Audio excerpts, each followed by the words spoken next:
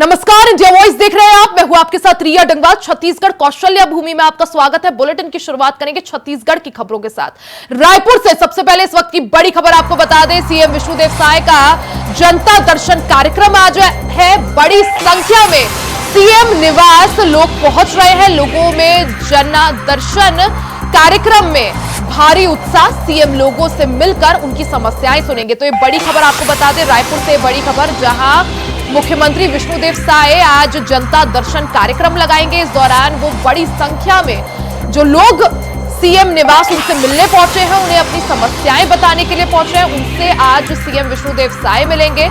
जन दर्शन कार्यक्रम में भारी भीड़ लोगों की उमड़ी हुई है। दूर दूर से लोग अपनी परेशानियां लेकर मुख्यमंत्री विष्णुदेव साय से मिलने उनके निवास पहुंचे हैं। इस दौरान सीएम विष्णुदेव साय लोगों से मिलकर उनकी समस्याएं जानेंगे। साथ ही अधिकारियों को जल्द से जल्द लोगों की समस्याओं के निस्तारण के निर्देश भी देंगे। तो ये बड़ी खबर आपको बता दें, आज रायपुर में सीएम विष्णुदेव साय सभी फरियादियों से मिलेंगे, उनकी समस्याएं सुनेंगे। जन दर्शन कार्यक्रम का आयोजन रायपुर में सीएम आवास में किया गया है। इस दौरान दूर दूर से लोग अपनी समस्याएं लेकर सीएम विष्णुदेव साय से मिलने पहुंच रहे हैं। भारी संख्या में लोग सीएम निवास पहुंचे हैं। सभी लोग अपनी समस्याओं को लेकर सीएम के दरबार आज पहुंचे हैं। हालांकि सभी की समस्याएं सुनने के बाद मुख्यमंत्री विष्णुदेव साय अधिकारियों को इन समस्याओं के निस्तारण के निर्देश देंगे। तो ये बड़ी खबर आपको बता दें, समय समय पर मुख्यमंत्री विष्णुदेव साय जनता दर्शन या जन दर्शन का कार्यक्रम करते रहते हैं। इस दौरान दूर दूर से यानी प्रदेश भर से लोग अपनी समस्याओं को लेकर सीएम विष्णुदेव साय से डायरेक्ट यानी 1-to-1 मुलाकात करते हैं। जन दर्शन का कार्यक्रम आज होने जा रहा है। इस कार्यक्रम में भारी संख्या में लोग पहुंचे हुए हैं। लोगों में काफी उत्साह है अपनी समस्याएं सीधा सीएम विष्णुदेव साय को बताने के लिए।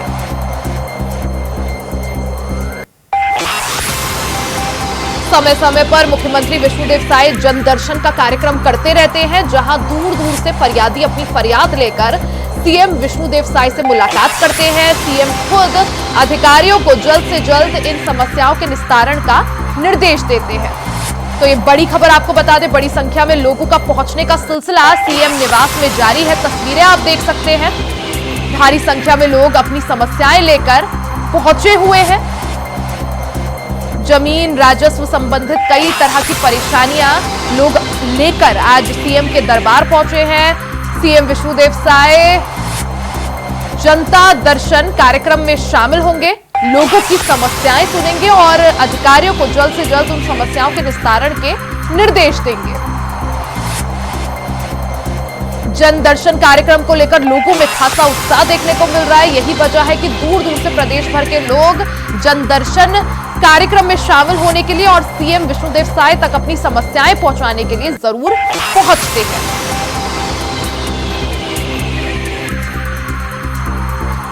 ज्यादा जानकारी के लिए सीधा रुख कर लेते हैं संवाददाता मनोज शुक्ला का। मनोज, क्योंकि समय समय पर मुख्यमंत्री विष्णुदेव साय जन दर्शन करते रहते हैं, आज भी जन दर्शन का कार्यक्रम, कितनी संख्या में लोग वहां पर पहुंचे हैं और क्या क्या संबंधित परेशानियां लेकर? भैया, आपको बता दूं कि जब से छत्तीसगढ़ में विष्णुदेव साय की सरकार बनी है, तब से विष्णुदेव साय जो है हर गुरुवार को जनदर्शन कार्यक्रम का आयोजन करते हैं, जिसमें पूरे छत्तीसगढ़ की जनता के लोग वहां पर उपस्थित होते हैं और सब अपनी तरह तरह की समस्या लेकर आते हैं, जिसका निराकरण तत्काल जो है मुख्यमंत्री जनदर्शन कार्यक्रम के तहत किया जाता है। तो ऐसे में जनता को काफी राहत भी मिल जाती है। इसी के तहत जो है विष्णुदेव साय ने आज जो है जनदर्शन का कार्यक्रम का आयोजन किया है। और आपको ये भी बता दूं कि कुछ समय से जनदर्शन कार्यक्रम बंद भी था, उनकी व्यस्तता के कारण, मंत्री का रायपुर में उपलब्धता नहीं होने के कारण, उनके दिल्ली दौरे के कारण, तो इस वजह से जनदर्शन कार्यक्रम बंद था। तो आज गुरुवार का दिन है, जो ऐसे में जनदर्शन कार्यक्रम का आयोजन आज हो रहा है। तो इसमें पूरे छत्तीसगढ़ से लगभग हजारों की तादाद में लोग अपनी तरह तरह की समस्या लेकर मुख्यमंत्री आवास पर आए हुए हैं। अभी बताया दर्शकों को कि कैसे जन दर्शन का कार्यक्रम बीते कुछ समय से बंद था व्यस्तता के चलते, लेकिन हालांकि आज गुरुवार का दिन है, आज जन दर्शन करने वाले हैं सीएम विष्णुदेव साय। तो क्या शुरू हो चुका है कार्यक्रम? मुख्यमंत्री पहुंच गए हैं, जनता से फरियादें सुन रहे हैं या थोड़ा और इंतजार? जी भैया, ये कार्यक्रम का समय आपको बता दूं भैया, 11 बजे से लेकर 1 बजे तक का ये जनदर्शन कार्यक्रम का आयोजन होता है और मुख्यमंत्री विष्णुदेव साय शामिल हो चुके हैं जनदर्शन कार्यक्रम में। तरह तरह के लोगों से मिल रहे हैं, उनकी समस्याओं को सुन रहे हैं, व्यक्तिगत रूप से 1 to 1 जो है जनता से रूबरू होकर खुद मुख्यमंत्री विष्णुदेव साय जो है उनकी समस्याओं को सुनते हैं, उनका निराकरण भी तत्काल मौके पर ही निवारण करते हैं, जिससे जनता को काफी राहत भी मिल जाती है। लोग अपनी कोई बीमारी की समस्या लेके आता है, कोई अपने घर की कोई परेशानी, कोई जमीन कब्जे की बात को लेकर आता है, तो इस तरह की कई तरह की जो है प्रॉब्लम समस्या लेकर जनता आती है उनके पास, जिसका निराकरण जनदर्शन के माध्यम से तत्काल उनको राहत मिल जाता है। और दूर दूर से प्रदेश भर से लोग जनदर्शन में शामिल होने के लिए पहुंचते हैं। आज की अगर समस्याओं की बात करें, सबसे ज्यादा किस क्षेत्र की समस्याएं देखने को मिली, क्या कुछ समस्याएं?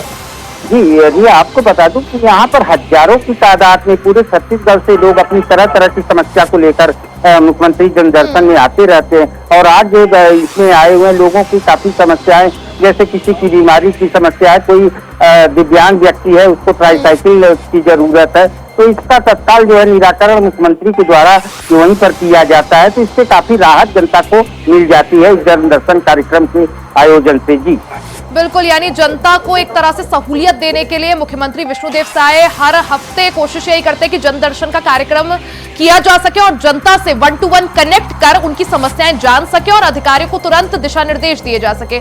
मनोज, आप बने रहिएगा, आगे भी आपसे जानकारी हासिल करेंगे।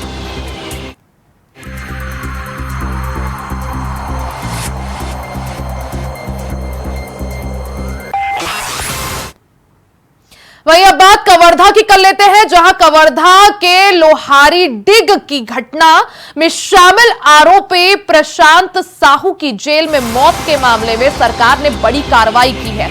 मामले में एएसपी आईपीएस विकास कुमार को सस्पेंड कर दिया गया है, साथ ही मृतक के परिजनों को 10 लाख रुपए के मुआवजे का ऐलान किया गया है। गृह मंत्री ने बताया कि मृतक का पोस्टमार्टम करा दिया गया है, इसके अलावा बिसरा जांच के लिए भी भेज दिया गया है। उन्होंने बताया कि जांच में अगर कोई बात सामने निकल कर आती है तो उस पर आगे और भी ज्यादा कार्रवाई की जाएगी। तो ये बड़ी खबर आपको कवर्धा से बता दें, जहां आईपीएस विकास कुमार को निलंबित कर दिया गया है।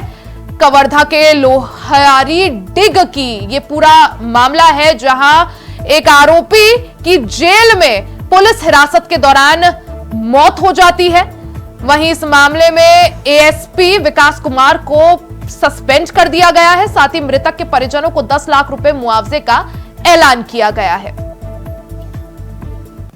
जेल में हुई मौत तो जांच का विषय है। कल भी उनकी जांच हुई थी और उसमें डॉक्टर से बात की तो हाथ के एक्सरे के लिए आए थे और हाथ का एक्सरे नॉर्मल आया था। और आज भी पंचनामा हुआ है जिसमें दर्शकों ने बताया कि चोट के निशान थे और पंचनामा के बाद पोस्टमार्टम हुआ है। पोस्टमार्टम में बिसरा फॉरेंसिक टेस्ट के लिए भेजा गया है, तो उसका रिपोर्ट आएगा तब और स्थिति स्पष्ट होगी। परंतु प्रथम दृष्टया जो बात समझ में आती है, इसमें जेल के रिकॉर्ड में भी जेल में भर्ती होते समय कुछ लोगों के शरीर पर चोट के निशान बताए गए और गांव वालों ने भी कहा कि कुछ बड़े अधिकारियों के निर्देश पर हम गांव वालों को कुछ लोगों को पीटा गया। तो जिन्होंने जो बड़े अधिकारी थे उन पर कार्रवाई हुई। यहाँ पे श्री विकास कुमार हैं, उनको माननीय मुख्यमंत्री जी के निर्देशानुसार निलंबित किया गया। मृत्यु का कारण है सर ये सब पुलिस वालों का मारपीट है और प्रशासन का दबाव है और प्रशासन ने ही भाजपा गृह मंत्री विजय शर्मा का दबाव है, इस वजह से और अभिषेक पल्लव के माध्यम से ये सब करा रहे हैं। तो इसलिए ना अभिषेक पल्लव के ऊपर भी कानूनी कार्रवाई होना चाहिए। अटेम्प्ट टू मर्डर 302 धारा। पहले तो जिस दिन उठा कर ले गए थे उस दिन मेरे आंखों के सामने इतना पीटा था कि अगर कहीं भूखा व्यक्ति होता तो वही तुरंत दम तोड़ देता, इतना पिटाई हुआ था। और उसके बाद ना थाना में ले जाकर भी पिटाई की है, इतना पिटाई की है कि मैं जब दूसरा दिन वहां गया ना तब मेरे को पता चला कि यहाँ पर इतना पिटाई, और किसी पुलिस वाले के माध्यम से मेरे को भी पता चला है कि तुमको बहुत कम पिटाई हुआ है।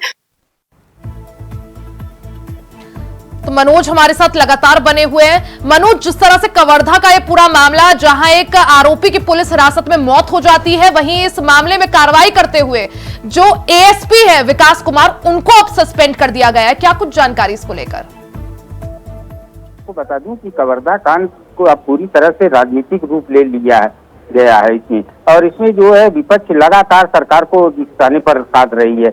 इसमें सीधा सीधा आरोप जो है तो और जो परिजनों का आरोप है कि उसमें प्रशांत साहू की मौत का मामला जो है ये काफी गंभीर होता जा रहा है और कवर्धा पूरी तरह से जल रहा है, लेकिन राजनीतिक भी वैसे ही इसमें बनी हुई है। दोनों तरफ से, चाहे वो कांग्रेस हो चाहे वो भाजपा हो, दोनों पार्टियां एक दूसरे पर आरोप प्रत्यारोप का दौर भी कर रही है। लेकिन कहीं न कहीं प्रशांत साहू की जो मौत हुई है उस पर पुलिस के लिए सवालिया निशान खड़े कर दिए। परिजनों का सीधा आरोप है कि पुलिस बेदम पिटाई की है और ये बात गृह मंत्री जो विजय शर्मा जी हैं वो भी वो माने हैं कि यहाँ जेल में आने से पहले उसके ऊपर चोट के निशान थे। तो ऐसा माना जा रहा है, कहीं न कहीं प्रशासन इसमें दोषी पाया गया है, जिसकी वजह से आनंद फानंद में एएसपी को जो है तत्काल निलंबित कर दिया गया। रात में बीती रात की ही घटना है और 10 लाख रुपया परिजन को देने की घोषणा जो है विष्णुदेव साय मुख्यमंत्री की तरफ से की गई है। तो कहीं न कहीं निश्चित रूप से अब जो है छत्तीसगढ़ सरकार के ऊपर लगातार विपक्ष द्वारा जो शासन प्रशासन पे सवालिया निशान खड़ा कर रहा है वो देखने को मिल रहा है। इससे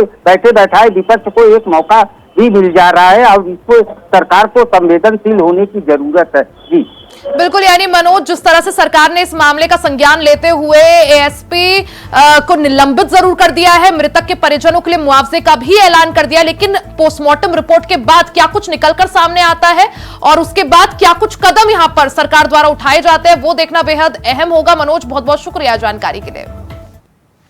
वहीं मोदी कैबिनेट ने एक बार फिर एक देश एक चुनाव के प्रस्ताव को मंजूरी दे दी है। इसे 2 चरण में लागू करने का प्लान है।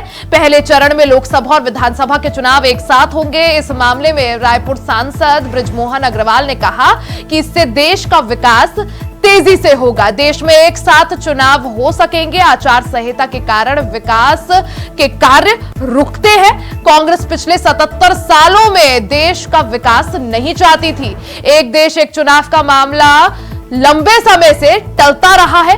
मोदी जी का ये निर्णय स्वागत योग्य है। बता दें कि आज 1 नेशन 1 इलेक्शन के प्रस्ताव को हमने देखा किस तरह से बीते दिन मोदी कैबिनेट ने मंजूरी दे दी थी। पूर्व राष्ट्रपति रामनाथ कोविंद के नेतृत्व में बनाई गई कमेटी द्वारा इस प्रस्ताव को पेश किया गया, जिसके बाद कैबिनेट ने इसे मंजूरी दे दी। केंद्र सरकार शीतकालीन सत्र में इस पर एक बिल ला सकती है। होंगे तो ये देश के विकास के लिए एक बहुत बड़ा कदम होगा। आज मोदी जी की कैबिनेट ने इसको सैद्धांतिक स्वीकृति दी है। इसके लिए बहुत बहुत बधाई और शुभकामनाएं देता हूं और देश की जनता से भी आह्वान करता हूं कि इसका खुलकर समर्थन करें और देश के विकास में। खबर रायपुर से है, जहां मध्य प्रदेश के पीसीसी चीफ जीतू पटवारी विधायक देवेंद्र यादव से मुलाकात करने रायपुर के सेंट्रल जेल पहुंचे। उनके साथ कांग्रेस के प्रदेश अध्यक्ष दीपक बैज समेत बड़ी संख्या में कांग्रेस के पदाधिकारी और कार्यकर्ता भी मौजूद थे। बता दें कि बलौदाबाजार हिंसा मामले में करीब महीने भर भिलाई विधायक देवेंद्र यादव जेल में बंद है। इस दौरान जीतू पटवारी ने बीजेपी सरकार पर गंभीर आरोप लगाते हुए कहा कि 2023 में जिस भावना से छत्तीसगढ़ में बीजेपी की सरकार को चुना गया, मोदी की गारंटी को लेकर लोगों के बीच में गए थे। पिछले 8 महीने में एक भी काम उस भावना से नहीं हुआ है। छत्तीसगढ़ में तानाशाही बदलापुर चल रही है, जिसकी वजह से देवेंद्र यादव जेल में है। कांग्रेस उस विचार की पार्टी है जो गांधीवादी तरीके से लड़ती है।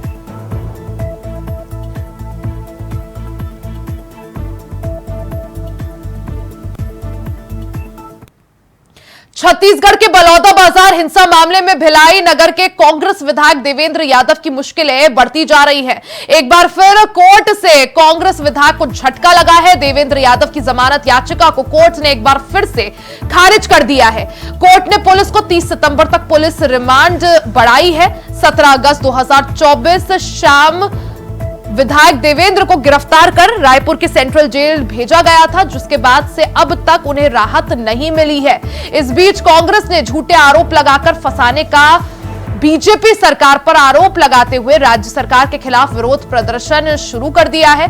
देवेंद्र यादव के वकील अनादि शंकर मिश्रा ने कड़ी आपत्ति भी व्यक्त की है। उन्होंने कहा कि जमानत याचिका को जिला और सत्र न्यायाधीश ने खारिज किया है। अब उच्च न्यायालय में जमानत याचिका दाखिल करने का रास्ता साफ हो गया है। अब जमानत याचिका में उच्च न्यायालय निर्णय लेगा।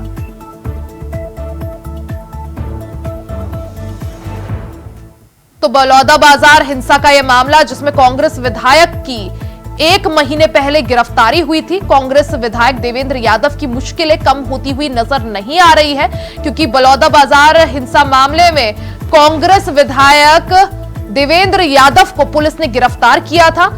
गिरफ्तारी के विरोध में और जमानत के लिए देवेंद्र यादव की तरफ से कोर्ट में अपील दाखिल की गई थी। वहीं कोर्ट ने फिलहाल इस याचिका को खारिज कर दिया है।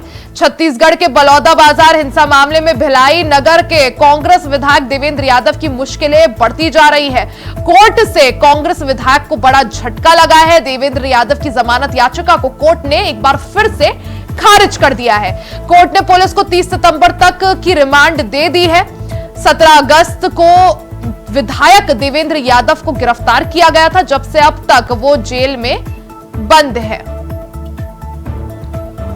वहीं कांग्रेस विधायक देवेंद्र यादव की मुश्किलें कम होती हुई नजर नहीं आ रही है। गिरफ्तारी के विरोध में और जमानत के लिए उन्होंने याचिका दाखिल की थी, जिसे कोर्ट ने खारिज कर दिया है।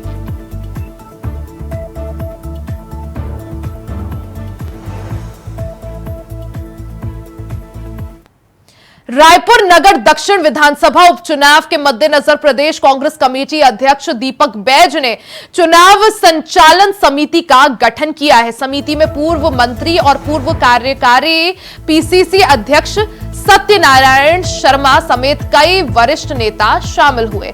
रायपुर ग्रामीण जिला अध्यक्ष उधो राम वर्मा को भी इस समिति में शामिल किया गया है।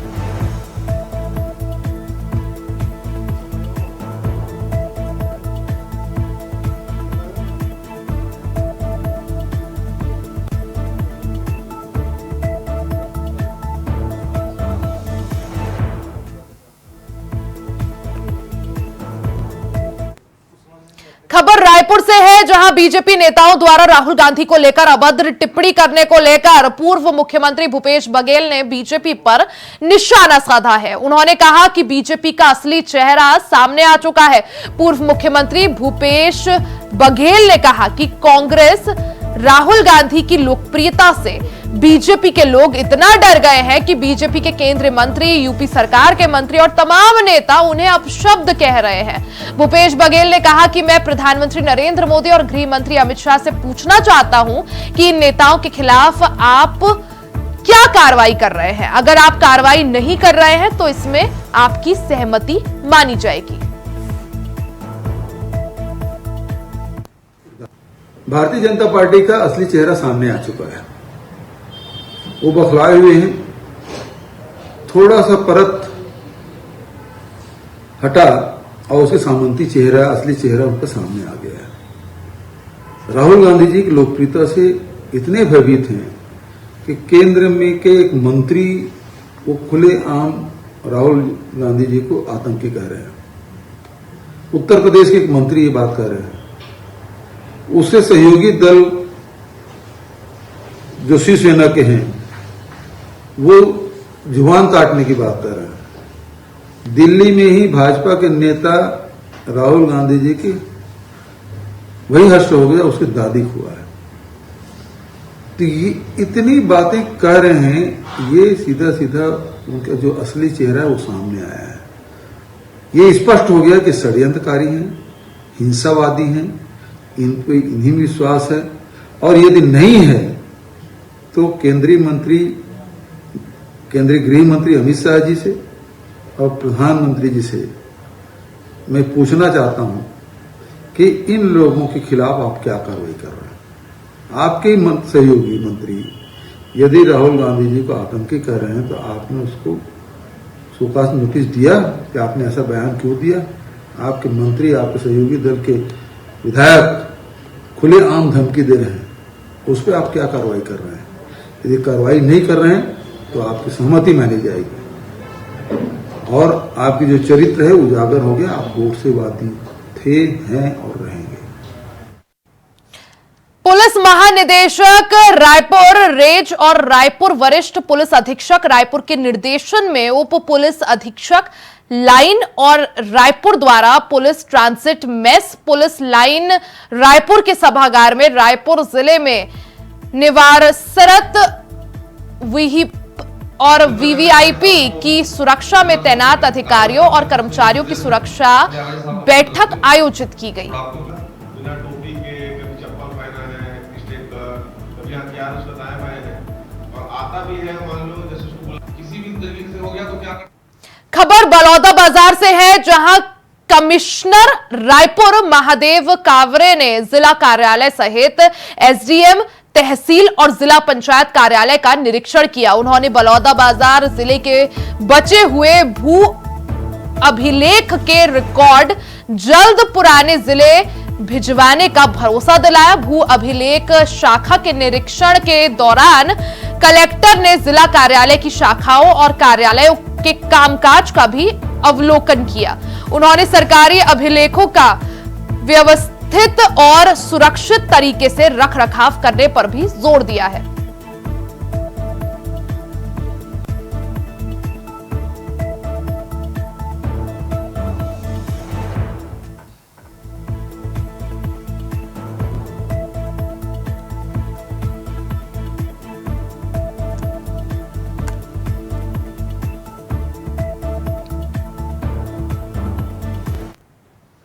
भिलाई में सेल कर्मचारी के 39 महीने के करियर और बोनस फॉर्मूले में परिवर्तन कर दिया गया है। बेहतर बोनस देने और RINL का विनिवेशन के नाम पर निजीकरण रोकने की मांग को लेकर संयुक्त ट्रेड यूनियन ने बोरिया गेट में प्रदर्शन किया।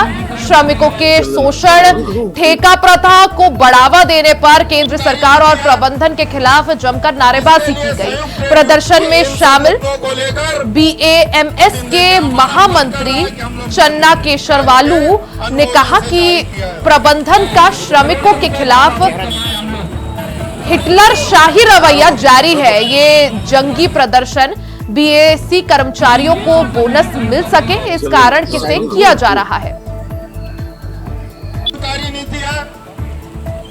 इसके लिए संयुक्त आज प्रदर्शन किया गया। बोनस एवं 39 महीने का एरिया अधूना वेतन समझौता और RINL को सेल में विलय करने को लेकर सारी यूनियनों ने मिलकर बोरिया गेट पर जंगी प्रदर्शन किया।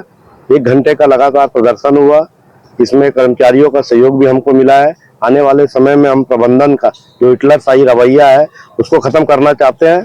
प्रबंधन ने पिछले बार हिटलर शाही रवैया के तहत 23,000 रुपया हमारे बैंक खाते में डाला था। इस बार ऐसा ना करे और जो मिनिमम जो नियम के तहत कर्मचारी का एक वेतन होता है उसके DA बेसिक कम से कम मिले।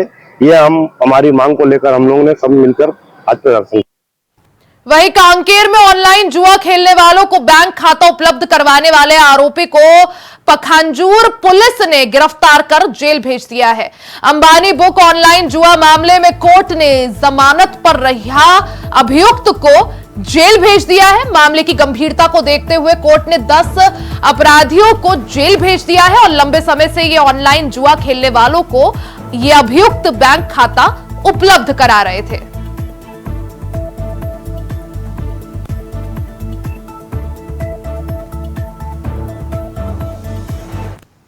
छत्तीसगढ़ कौशल्य भूमि में फिलहाल के लिए सिर्फ इतना ही। खबरों का सिलसिला जारी रहेगा, बने रहे हमारे साथ। तब तक के लिए नमस्कार।